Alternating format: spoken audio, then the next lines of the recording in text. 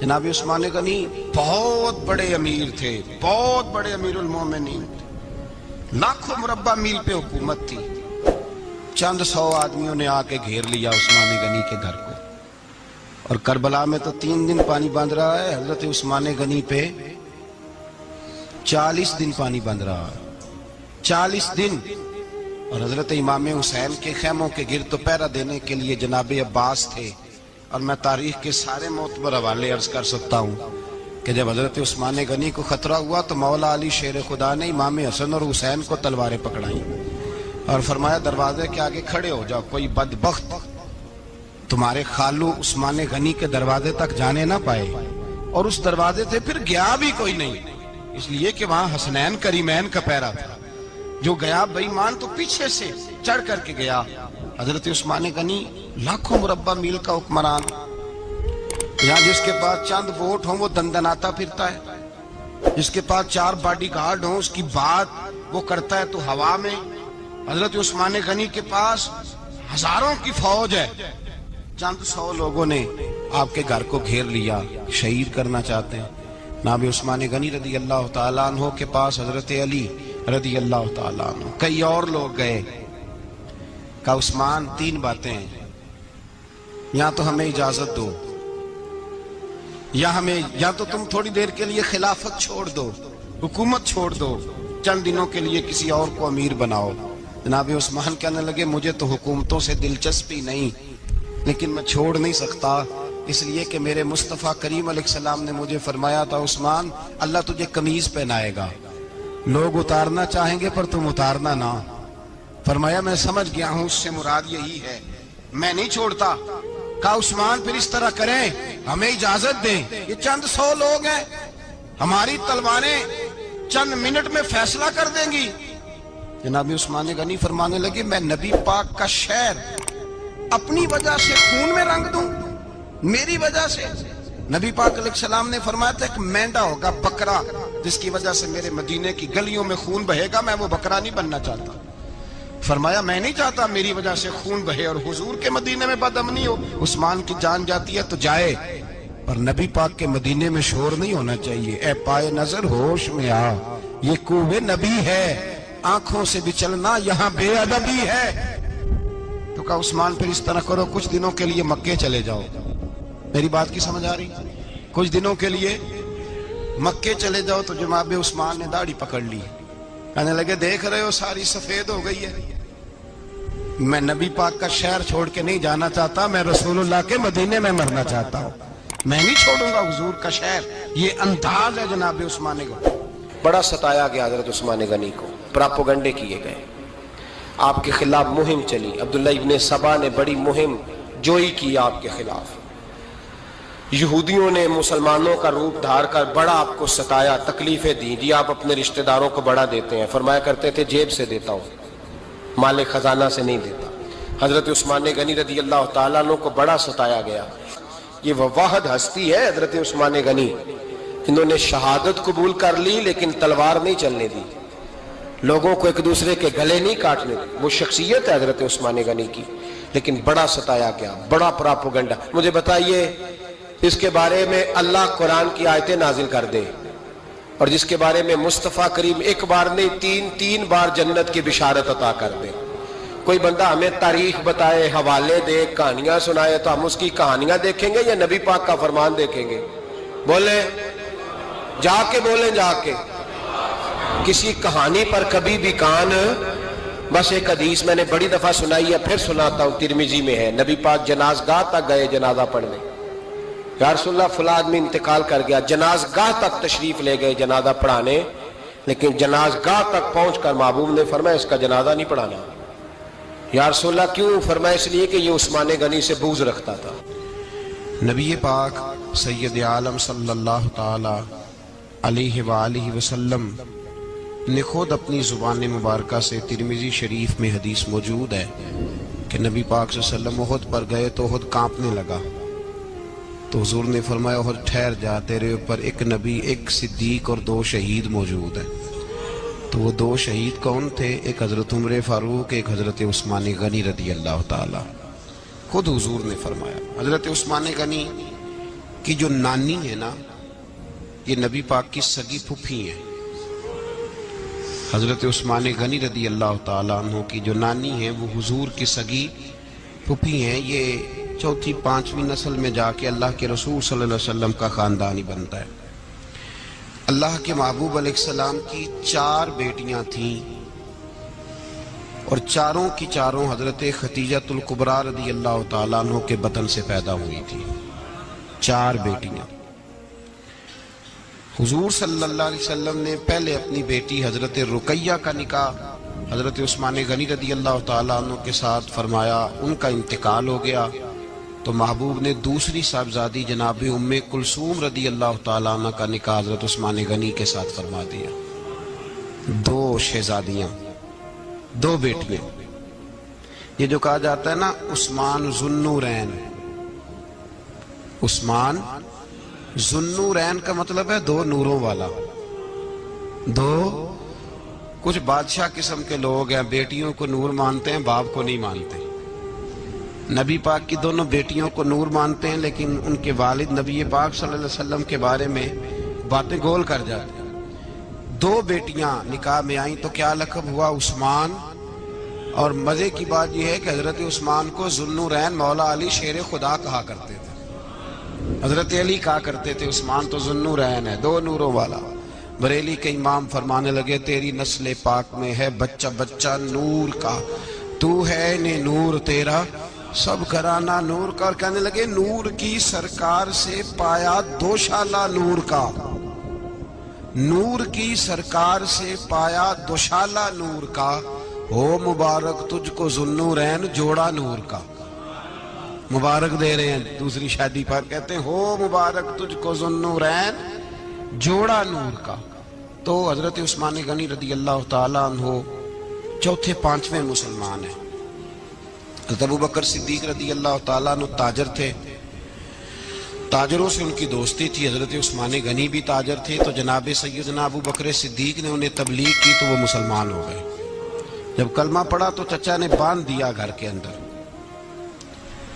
کئی دن باندھے رکھا، کہنے لگا دین چھوڑنا پڑے گا۔ تو آپ نے فرمایا وہ تو جگہ ہی ایسی ہے جو ایک دفعہ گیا ہے دوبارہ چھوڑ سکتا ہی نہیں، ہو ہی نہیں سکتا۔ حضرت عثمان غنی سابقون الاولون میں سے ہیں، ابتدائی لوگوں میں سے۔ ان کی زندگی کے بڑے حسین واقعات ہیں، آپ جانتے ہیں۔ میں 2-3 باتیں صرف ان کی حوالے سے عرض کروں گا۔ ہر آدمی میں ہر صلاحیت ہوتی ہے، لیکن کچھ چیزوں کا غلبہ ہوتا ہے، کچھ چیزوں کا غلبہ ہوتا ہے۔ حضرت عثمان غنی میں 2-3 چیزوں کا بڑا غلبہ تھا۔ سخی تھے تو دریا سے بھی زیادہ سخاوت فرماتے تھے۔ مالاں والے سخی نہیں ہوندے تے سخیاں کل مال نہیں ہوندا، ایتھے اوتھے دوویں جہانی سخی کنگال نہیں ہوندا۔ حضرت عثمان غنی رضی اللہ تعالیٰ عنہ بہت بڑے سخی تھے، اتنے بڑے تھے کہ غنی کہہ دیا اللہ کے رسول نے۔ عثمان غنی تھے، ہر وقت ہی سخاوت، ہر وقت ہی سخاوت۔ اللہ کے رسول صلی اللہ تعالیٰ علیہ وسلم نماز پڑھ کے نکلے، جنت البقیع والی جگہ حضور کو پسند آ گئی۔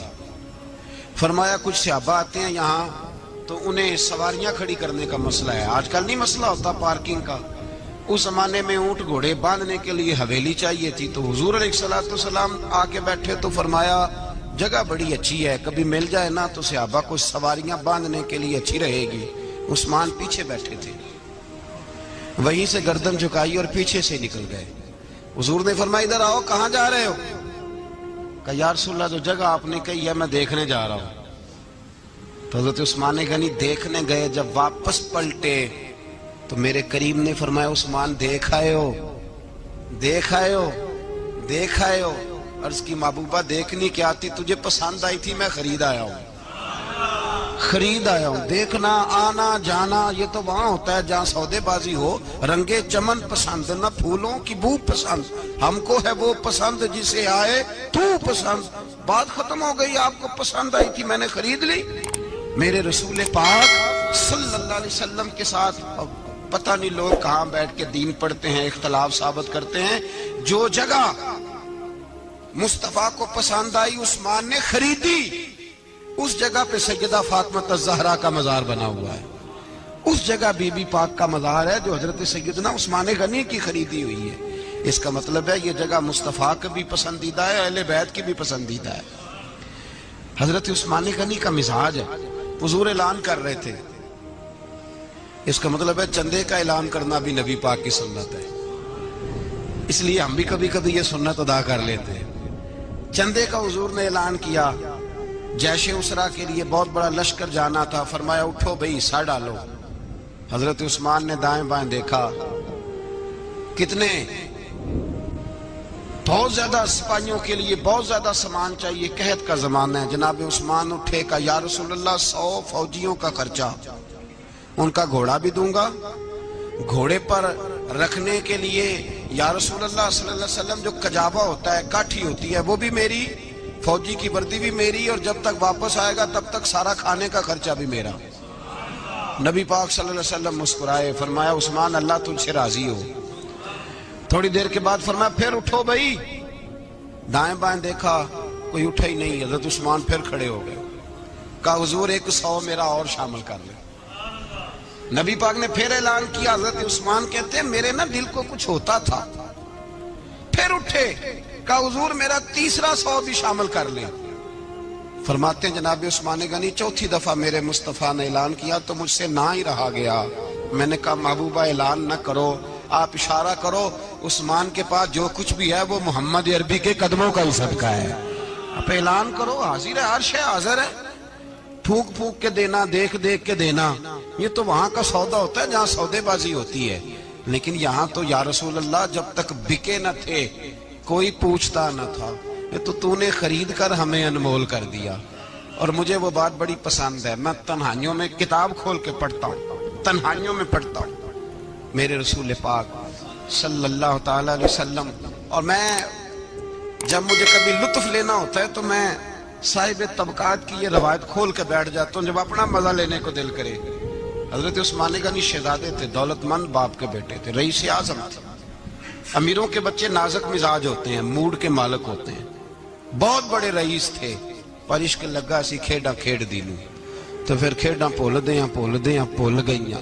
गज्जल पाया सी यार दे वेखने नूं, फिर ओदी याद विच रोंदियां ही डुल गईयां।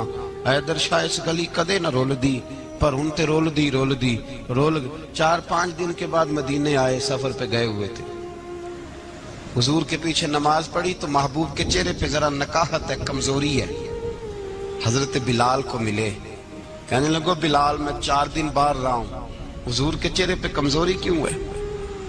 जनाब बिलाल कहने लगे जा घर जाके पूछ ले। कहता मैंने दरवाजे पे दस्तक दी, सैयदा आयशा सिद्दीका अंदर से बोली कौन है? मैंने कहा अम्मा जी गुलाम हूं उस्मान, मैं 4 दिन के बाद आया हूं तो चेहरे पे बड़ी कमजोरी है। फरमाते जनाब आयशा हिचकी लेके रोई, क्या हुआ? तो कहने लगी उस्मान 4 दिन हो गए कौनैन के मालिक ने रोटी कोई नहीं खाई, एक प्याला दूध का एक खजूर। हजरत उस्मान गनी रज़ी अल्लाह ताला का, अम्मा जी आप पर्दे में नहीं चली जाती?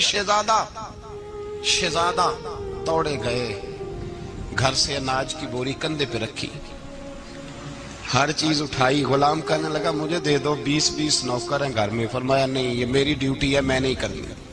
उस्मान खुद गए, रसूल पाक के घर में झाड़ू दिया, चूल्हे में आग जलाई। हजरत आयशा कहती है मैं पर्दे के पीछे से देख रही थी, जब उस्मान फूंके मारते थे तो दाढ़ी से धुआं निकलता था। पर उस्मान जिसने पानी का प्याला भी खुद ने पिया था, उसने सालन पकाया, फिर रोटियां पकाई तो हाथ जले, खाना पका के और दस्तरखान लगा के मस्जिद में हाजिर हुए। कहा महबूबा अगर मेहरबानी करें तो घर नहीं आते? हुजूर तशरीफ लाए और जब पहला लुकमा तन तंदूर हड्डां दा बालन ते असी हावां नाल तपाया, कप कप लुकियां पेड़े कीते, उत्तों इश्क पलेथन लाया, तन दी हांडी मन दा सालन, उत्तों लून सबर दा पाया। गुलाम फरीदा मैं सारी तेरी, तेनू अजे यकीन नहीं आया? का महबूब यहाँ बैठे तो सही, यहाँ बैठे तो सही। हुजूर तशरीफ फरमा हुए और पहला लुकमा जब नबी पाक ने मुंह में रखा तो उस्मान तड़प के रोए। 600 दिनार नीचे रखे, یا رسول اللہ میں نے دولت کو آگ تو نہیں لگانی اگر تیرے کام نہ آئے. حضور کس کام کی یہ جائیدادیں، کس کام کی؟ اگر آپ کے گھر میں 4 دن کھانا نہ پکے. حضرت عائشہ صدیقہ فرماتی ہیں عثمان تو چلے گئے، یہ کہہ کے تو میرے مصطفیٰ نے پھر ہاتھ اٹھائے اور ایسی دعا دی کہ میں تڑپ اٹھی، میں رونے لگی. حضور نے جھولی اٹھا کے کہا اے اللہ میں عثمان سے راضی ہوں، تو بھی میرے عثمان سے راضی ہو جا. اے اللہ میں راضی ہوں، تو بھی راضی ہو جا. اور بھائی یہ درد، یہ ذوق، یہ مزاج، یہ انداز، یہ حضرت عثمان غنی کو اللہ نے عطا فرمایا. آپ آج لوگ اعتراض کرتے ہیں ہم پہ، کہتے ہیں تم پہلے مدینے بعد میں مکے، زیادہ دن مدینے تھوڑے دن. یہ کیا انداز ہے تمہارا؟ سنو حدیبیہ جس کا ذکر قرآن مجید نے کیا، ید اللہ فوق ایدیہم، پڑھو نا گھر میں جا کے قرآن مجید. حضرت عثمان غنی رضی اللہ تعالیٰ عنہ ساتھ تھے جب نبی پاک صلی اللہ علیہ وسلم 1400 صحابہ کو لے کے عمرے کی نیت سے نکلے. حدیبیہ کی مقام پر کافروں نے روک لیا، کہا عمرہ نہیں کرنے دیں گے. حضرت سیدنا عثمان غنی کو نبی پاک نے سفیر بنا کے بھیجا. جناب عثمان غنی کئی سالوں کے مکے سے بچھڑے تھے، سامنے کعبہ نظر آیا، احرام بندھا ہوا ہے. جب سفیر بن کے گئے تو ابو سفیان کہنے لگے عثمان ہم تیرے رسول کو تو ابھی عمرے کی اجازت نہیں دیتے، باقی لوگ تو نہیں آتے، وہ سامنے کعبہ ہے، وہ حجر اسود ہے، وہ سارا کچھ ہے، طواف کرنا ہے تو کر لو، استلام کرنا ہے تو کر لو، اگر تم نے کعبے کے اندر نماز پڑھنی ہے تو پڑھ لو، صفا مروہ کے پھیرے لگاؤ، تمہیں اجازت ہے. نبی عثمان غنی فرمانے لگے قسم ہے رسول کی زلفوں کی، جب تک میرے مصطفیٰ طواف نہیں کریں گے عثمان بھی کوئی نہیں کرے گا.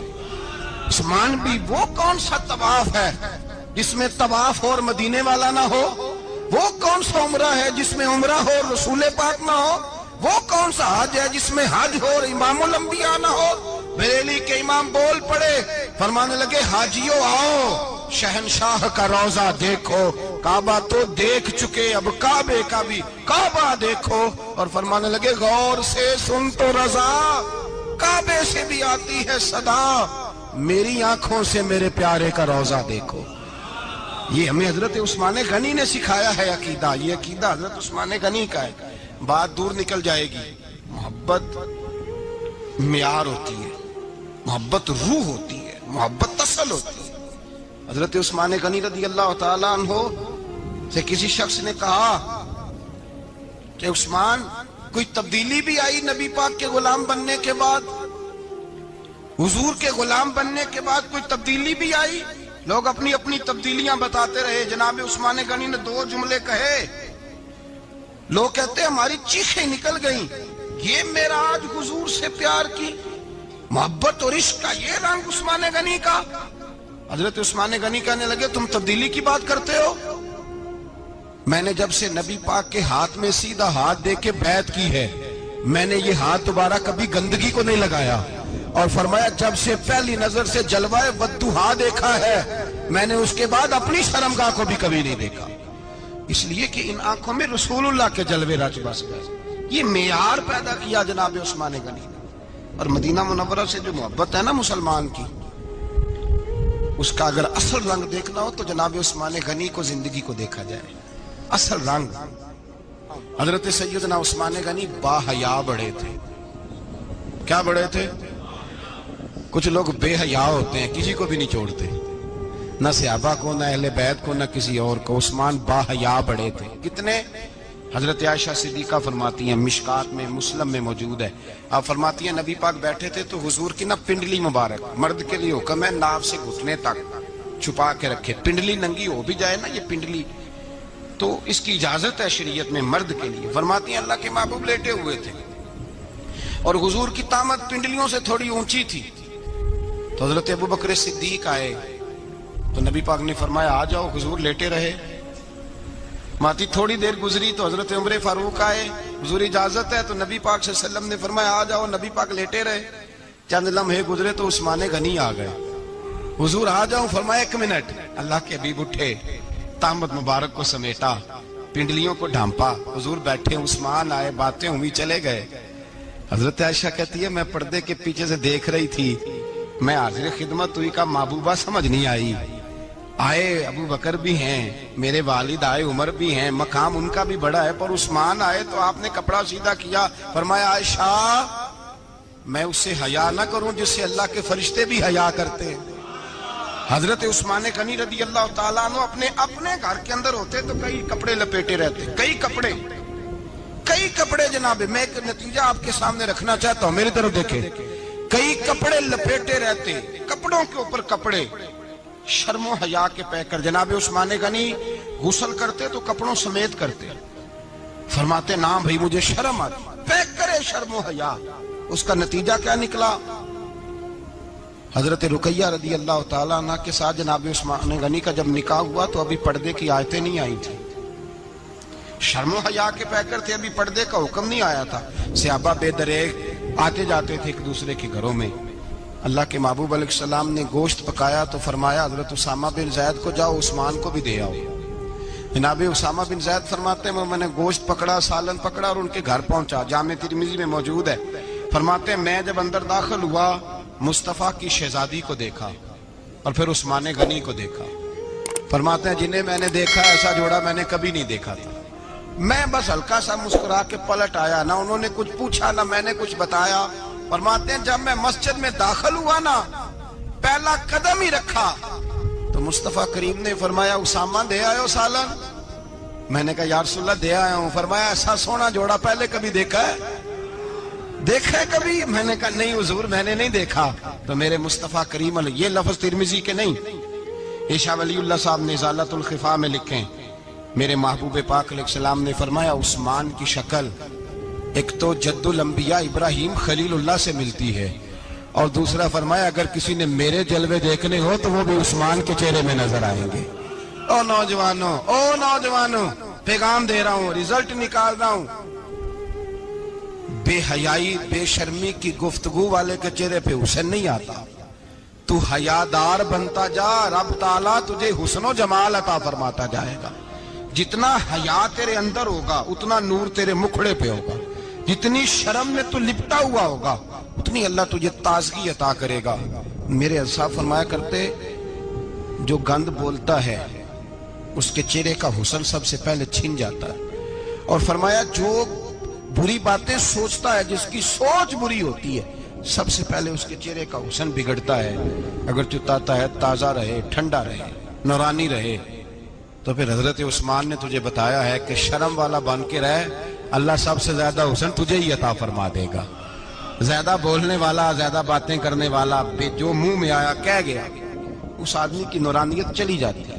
اگر لوگ وہ کریموں سے نہیں آتا اور نائی کے پاس بیٹھ کے چہرے پہ روز نیا ڈیزائن نئی لکیر بنوانے سے حسن نہیں آتا، حسن شرم و حیا سے آتا ہے۔ یہ جو ہم عارضی حسن خرید کے لاتے ہیں نا 4 پیسے کا، یہ ماند نہیں پڑتا، یہ تباہ کرتا ہے اور یہ تباہ ہو جاتا ہے۔ کچھ لوگ ایسے ہوتے ہیں، کچھ لوگ جن کے پاس بیٹھنے کو اتنا دل نہیں کرتا جتنا ان کا چہرہ دیکھنے کو دل کرتا ہے۔ ان کے پاس بیٹھنے کو بعضوں کا دل کرتا ہے کہ بس نہ ذرا، اور طبیعت آج میں ہو کے آیا ہوں استاد حاجی صادق صاحب رحمۃ اللہ علیہ، میں نے ان بزرگوں کو دیکھا ہے، ہم نے نظر بھر کے آنکھوں میں آنکھیں ڈال کے تو بڑا کم دیکھا ہے، ہم چوری دیکھا کرتے تھے، چوری میں ویکھاں تے میرا یار نہ ویکھے، تے جے میں نام ویکھاں تے ہو ویکھے، ہم لوگ چوری دیکھا کرتے تھے۔ میں نے اپنے حضرت صاحب کو بھی شاید ہی کبھی آنکھوں میں آنکھیں ڈال کے دیکھا ہو، تبھی دیکھا ہے جب وہ کسی اور کو دیکھ رہے ہوتے تھے۔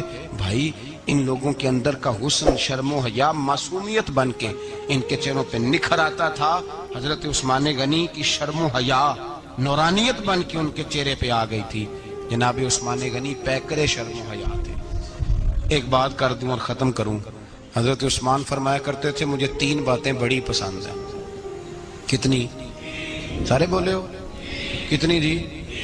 کون کون سی؟ فرمایا کرتے تھے بھوکے کو روٹی کھلانا، ننگے کو کپڑا پہنانا، اور تیسرا میرا دل کرتا ہے مجھے اور کوئی کام نہ ہو، قرآن پاک میرے سامنے رہے اور میں سارا دن تلاوت ہی کرتا رہوں۔ 3 باتیں پسند تھیں، بھوکے کو کھانا کھلانا، ننگے کو کپڑا پہنانا، اور یعنی روٹیاں بانٹتے رہتے تھے، سوٹ بانٹتے رہتے تھے، یہ مزاج تھا۔ فرماتے تھے میری پسند ہے، اور تیسرا میرا دل کرتا ہے کہ قرآن مجید پڑھا رہے اور میں وہ کنویں کی بات بڑی معروف ہے، میں نے بس اشارہ کرنا ہے۔